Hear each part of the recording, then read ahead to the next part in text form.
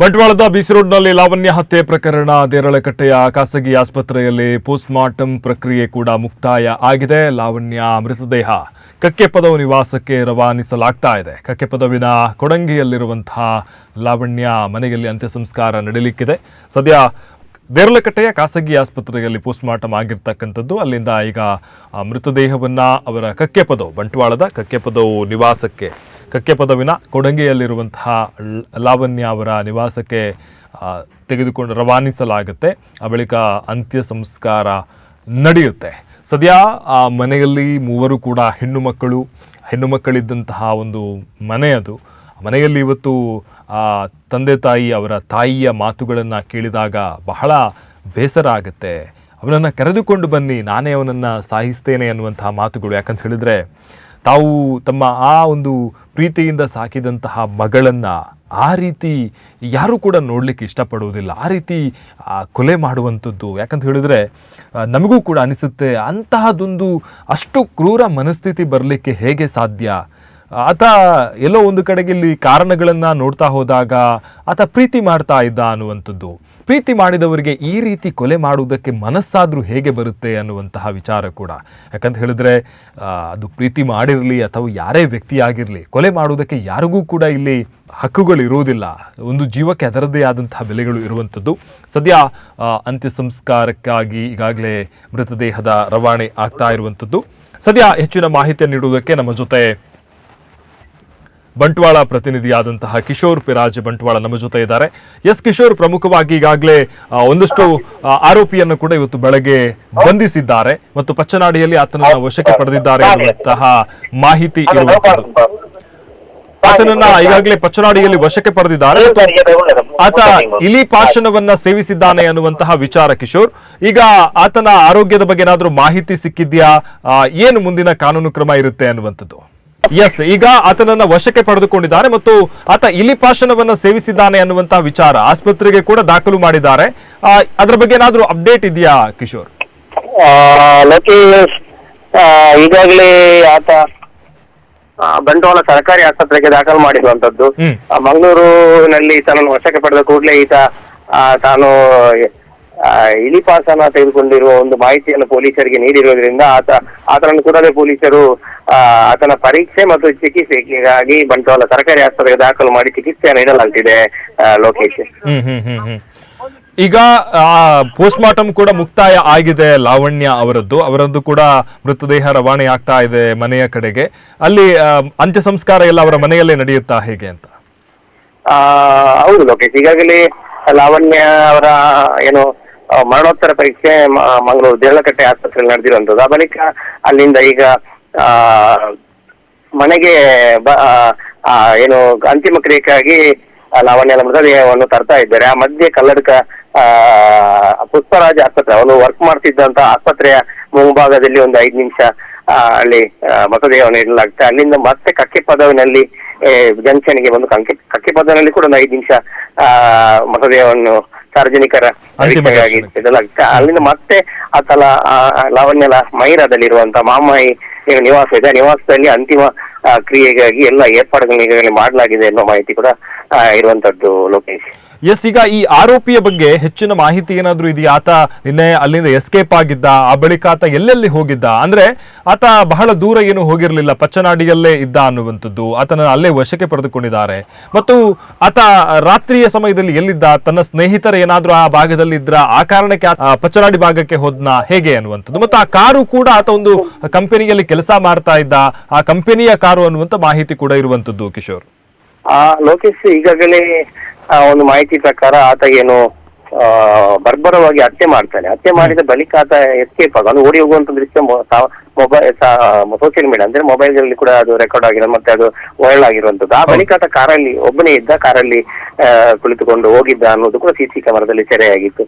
ಆತ ಮಂಗಳೂರು ಕಡೆ ಅಂತ ಹೇಳಿದ್ರೆ ನಮ್ಮ ಟೋಲ್ ಗೇಟ್ ನಲ್ಲಿ ಅಲ್ಲಿಂದ ಪಾಸ್ ಆಗುವಂತ ಒಂದು ವಿಡಿಯೋ ಕೂಡ ಪೊಲೀಸರಿಗೆ ಸಿಕ್ಕಿರುವಂತದ್ದು. ಅಲ್ಲಿಂದ ಮತ್ತೆ ಇಲ್ಲಿ ಹೋಗಿದ್ದಾನೆ ಅನ್ನುವಂತ ಕೂಡ ಕೆಲವೊತ್ತು ಪೊಲೀಸರಿಗೆ ತಲೆನೋವಾಗಿತ್ತಾಗಿ. ಯಾಕಂತ ಹೇಳಿದ್ರೆ ಆತನ ಮೊಬೈಲ್ ಮರ್ಡರ್ ಮಾಡಿ ಹೋಗುವಂತ ಸಂದರ್ಭದಲ್ಲಿ ಆತನ ಬ್ಯಾಗ್ ಇಲ್ಲಿ ಬಿಸಾಕಿ ಹೋಗಿದ್ದ. ಬ್ಯಾಗ್ ನೊಳಗೆ ಮೊಬೈಲ್ ಕೂಡ ಅದರಲ್ಲಿ ಬಾಕಿಯಾಗಿತ್ತು. ಹಾಗಾಗಿ ಕೆಲವೊತ್ತು ಪೊಲೀಸರಿಗೆ ಈ ತರ ಇರುವಿಕೆ ಬಗ್ಗೆ ಅಂದ್ರೆ ಇಲ್ಲಿ ಹೋಗಿದ್ದೇನೆ ಯಾವ ಕಡೆ ಹೋಗಿದ್ದೇನೆ ಅನ್ನೋದು ಕೂಡ ಸ್ವಲ್ಪ ಕಷ್ಟವಾಗಿತ್ತು. ಆದ್ರೆ ಕೆಲವೇ ನಿಮಿಷಗಳಲ್ಲಿ ಈತ ಏನು ಬ್ರಹ್ಮರಕೋಟ್ಲು ಟೋಲ್ ಪಾಸ್ ಆಗುವಂತ ವಿಡಿಯೋ ಇವರಿಗೆ ಅಲ್ಲಿ ಸಿಕ್ಕಿದೆ. ಆ ಮುಖಾಂತರ ಮತ್ತೆ ಕಾರ್ಯಾಚರಣೆ ಮಾಡ್ತಾರೆ. ಅಲ್ಲಿಂದ ಈತ ಏನು ಪೊಲಲಿ ಆ ಕಡೆ ಹೋಗಿರುವಂತ ಒಂದು ಮಾಹಿತಿ ಕೂಡ ಬರ್ತದೆ. ಅಲ್ಲಿಂದ ಆತ ಮನೆಯವರಿಗೆ ಫೋನ್ ಕೂಡ ಮಾಡ್ತಾನೆ. ಅಲ್ಲಿಯ ಸ್ಥಳೀಯರ ಒಬ್ಬರ ಫೋನ್ ಪಡೆದುಕೊಂಡು ಆ ಫೋನ್ ಮೂಲಕ ಆತ ಮನೆಯವರಿಗೆ ಫೋನ್ ಮಾಡ್ತಾನೆ ಅಂತ ಮಾಹಿತಿ ಕೂಡ ಪೊಲೀಸರಿಗೆ ಲಭ್ಯವಾಗುತ್ತೆ. ನಂತರ ಮತ್ತೆ ಇವತ್ತು ಬೆಳಿಗ್ಗೆ ಆತನನ್ನು ಏನು ಪಚ್ಚನಾಡಿಯಲ್ಲಿ ಬಂಧಿಸಲಾಗುತ್ತೆ. ಅಲ್ಲಿಂದ ಆತನನ್ನು ಏನು ಬಂಟ್ವಾಳ ಆಸ್ಪತ್ರೆಗೆ ದಾಖಲು ಮಾಡೋದು. ಈ ಮಧ್ಯೆ ಆತ ಒಂದು ಖಾಸಗಿ ಕಂಪನಿಯಲ್ಲಿ ಇದ್ದ ಅಲ್ಲಿ ಕೆಲಸಕ್ಕೆ ಬಂದಿದ್ದಂತ ಆಲ್ಟೋ ಕಾರನ್ನು ಆತ ತಂದಿದ್ದಾನೆ ಅನ್ನೋ ಮಾಹಿತಿ ಕೂಡ ಲಭ್ಯವಾಗಿರುವಂತ. ಆದ್ರೆ ಅದು ಸತ್ಯವ ಅನ್ನುವಂಥದ್ದು ಕೂಡ ಪೊಲೀಸ್ ಮಾಹಿತಿಯ ಬಳಿಗೆ ತಿಳಿಯಬೇಕಾಗಿ, ಯಾಕಂದ್ರೆ ಆತನ ಮನೆಯಲ್ಲಿ ಕಾರ್ ಇಲ್ಲ, ಅದು ಕಂಪನಿಗೆ ಬಂದಿದ್ದಂತ ಸರ್ವಿಸ್ಗೆ ಬಂದಿದ್ದಂತ ಕಾರು, ಆ ಕಾರನ್ನು ತಂದಿದ್ದಾನೆ ಅನ್ನೋ ಮಾಹಿತಿ ಕೂಡ ಲಭ್ಯವಾಗಿರುವಂತದ್ದು. ಆದ್ರೆ ಅದು ಎಷ್ಟು ಸತ್ಯ ಅನ್ನುವಂಥದ್ದು ಪೊಲೀಸ್ ತನಿಖೆಯ ಬಳಿಕ ತಿಳಿಯಬೇಕಾಗಿದೆ. ಲೋಕೇಶ್, ಎಸ್, ಹಾಗಿದ್ರೆ ಆತ ಎಸ್ಕೇಪ್ ಆದಂತ ಸಂದರ್ಭದಲ್ಲಿ ಏಕಾಂಗಿ ಆಗಿದ್ದ, ಆ ಬಳಿಕ ಕೂಡ ಆತ ಒಬ್ಬನೇ ಇದ್ದ ಅನ್ನುವಂಥದ್ದು ಸದ್ಯದ ಮಾಹಿತಿ. ಹಾಗಿದ್ರೆ ಸದ್ಯ ಆತ ಏನು ಘಟನೆಯ ಸಂದರ್ಭ ಅಂದ್ರೆ ಘಟನೆ ಮಾಡಿದ ಬಳಿಕ ಎಸ್ಕೇಪ್ ಆಗಿರುವಂತದ್ದು ಆತ ಒಬ್ಬನೇ ಡ್ರೈವಿಂಗ್ ಮಾಡಿ ಹೋಗಿರೋ. ಯಾಕಂದ್ರೆ ಕಾರಲ್ಲಿ CCTV ಅಂತ ಪೊಲೀಸರಿಗೆ ಬಂದ ಪ್ರಾಥಮಿಕ ಮಾಹಿತಿ, CCTV ನೋಡಿರುವ ಸಂದರ್ಭದಲ್ಲಿ ಆತ ಒಬ್ಬನೇ ಅಲ್ಲಿಂದ ಕಾರಲ್ಲಿ ಎಸ್ಕೇಪ್ ಆಗ್ತಾನೆ. ಆ ಬಳಿಕ ಕೂಡ ಒಬ್ಬನೇ ಆಗಿದ್ದ, ಯಾರು ಕೂಡ ಆತನ ಜೊತೆ ಇರ್ಲಿಲ್ಲ ಅಂತ ಪ್ರಾಥಮಿಕ ಮಾಹಿತಿ ಇರುವಂತದ್ದು. ಆ ಮಧ್ಯೆ ಆತ ಏನು ಸುಸೈಡ್ ಮಾಡಿಕೊಂಡಿದ್ದ ಅನ್ನೋ ಕೂಡ ಕೆಲವೊಂದು ಗಾಸಿಪ್ಗಳು ಹರಿದಾಡ್ತಿದ್ದು. ಆದ್ರೆ ಅದು ಸದ್ಯಕ್ಕೆ ಅಂತ ಅಂದ್ರೆ ಈತ ಹೇಳುವ ಪ್ರಕಾರ ನಿನ್ನೆ ಆತ ಇಲಿಪಾಸನವನ್ನು ತೆಗೆದುಕೊಂಡಿದ್ದ ಎನ್ನುವ ಮಾಹಿತಿಯನ್ನು ಪೊಲೀಸರಿಗೆ ತಿಳಿಸಿದ್ದಾನೆ ಎಂದು ಹೇಳಲಾಗ್ತಿದೆ. ಈ ಬಗ್ಗೆ SP ಕೂಡ ಒಂದು ಸ್ಪಷ್ಟನೆಯನ್ನು ಕೊಟ್ಟಿರುವಂತದ್ದು. ಲೋಕೇಶ್, ಹೌದು. ಎಸ್ ಕಿಶೋರ್, ಧನ್ಯವಾದ ಹೆಚ್ಚಿನ ಮಾಹಿತಿಗಾಗಿ. ಬಂಟ್ವಾಳದಲ್ಲಿ BC ರೋಡ್ನಲ್ಲಿ ನಡೆದಿರತಕ್ಕಂತಹ ಕೊಲೆ ಪ್ರಕರಣ, ಸದ್ಯ ಆರೋಪಿಯನ್ನು ಕೂಡ ಪೊಲೀಸರು ಬಂಧಿಸಿದ್ದಾರೆ, ಆತನನ್ನು ಆಸ್ಪತ್ರೆಗೆ ದಾಖಲಿಸಿದ್ದಾರೆ ಮತ್ತು ಚಿಕಿತ್ಸೆಯ ಬಳಿಕ ಮುಂದಿನ ಕಾನೂನು ಕ್ರಮವನ್ನು ಕೂಡ ಪೊಲೀಸರು ಜರುಗಿಸ್ತೇವೆ ಎನ್ನುವಂತಹ ವಿಚಾರವನ್ನು ಸ್ವತಃ SP ಅವರೇ ಹೇಳಿರುವಂಥದ್ದು. ಸದ್ಯ ಅವರ ಕುಟುಂಬಸ್ಥರು ಕೂಡ ಬಹಳ ಆಕ್ರೋಶವನ್ನು ವ್ಯಕ್ತಪಡಿಸಿದ್ರು, ತಾಯಿ ಕೂಡ ಬಹಳ ಆಕ್ರೋಶವನ್ನು ವ್ಯಕ್ತಪಡಿಸಿದ್ರು ಮತ್ತು ಅಲ್ಲಿ ಮತ್ತೋರ್ವ ಸಹೋದರ, ಅವರ ದೊಡ್ಡಪ್ಪನ ಮಗ ಅನ್ನುವಂತಹ ನಿತಿನ್ ಅನ್ನೋರು ಕೂಡ ಆತನ ವಿಚಾರವನ್ನು ಕೂಡ ಹೇಳಿರುವಂಥದ್ದು. ಸದ್ಯ ಆ ಕುಟುಂಬ ವಲಯದಲ್ಲಿ ಬಹಳ ನೋವಿನ ವಿಚಾರ. ಒಂದು ಮದುವೆಗೆ ಬಂದಂತಹ ಮದುವೆಯ ವಯಸ್ಸಿನ ಒಂದು ಯುವತಿ ಈ ರೀತಿ ಭರ್ಭರವಾಗಿ ಹತ್ಯೆಯಾಗುವಂತಹ ಅದನ್ನು ಯಾರೂ ಕೂಡ, ಯಾಕಂತ ಹೇಳಿದ್ರೆ ಇಡೀ ಜಿಲ್ಲೆಯಲ್ಲಿ ಒಂದು ರೀತಿಯ ಆಕ್ರೋಶ ವ್ಯಕ್ತವಾಗ್ತಾ ಇದೆ ಈ ವಿಚಾರಕ್ಕೆ ಸಂಬಂಧಪಟ್ಟಂತೆ. ಸದ್ಯ ಆರೋಪಿಯನ್ನು ಪೊಲೀಸರು ಬಂಧಿಸಿದ್ದಾರೆ.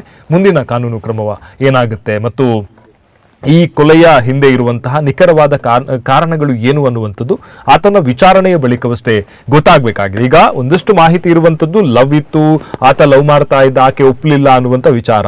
ಆದರೆ ಏನು ಕರೆಕ್ಟ್ ನಿಖರವಾದ ಕಾರಣಗಳು ಏನು, ಆ ಕೊಲೆ ಮಾಡುವ ಹಂತಕ್ಕೆ ಆತ ಹೋಗ್ಲಿಕ್ಕೆ ಏನು ಕಾರಣ ಅನ್ನುವಂಥದ್ದು ವಿಚಾರಣೆಯಿಂದ ತಿಳಿಬೇಕಾಗಿದೆ.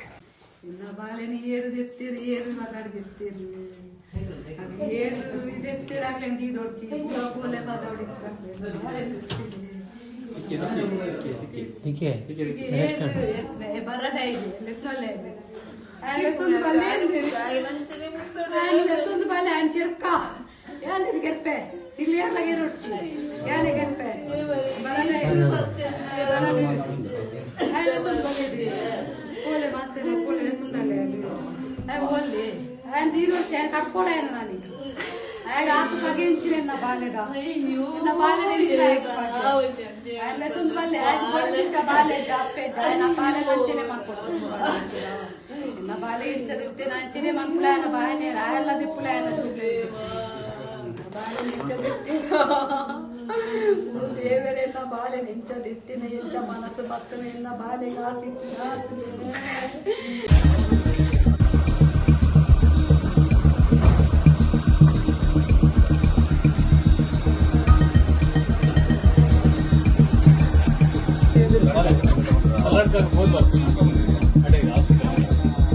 Bola.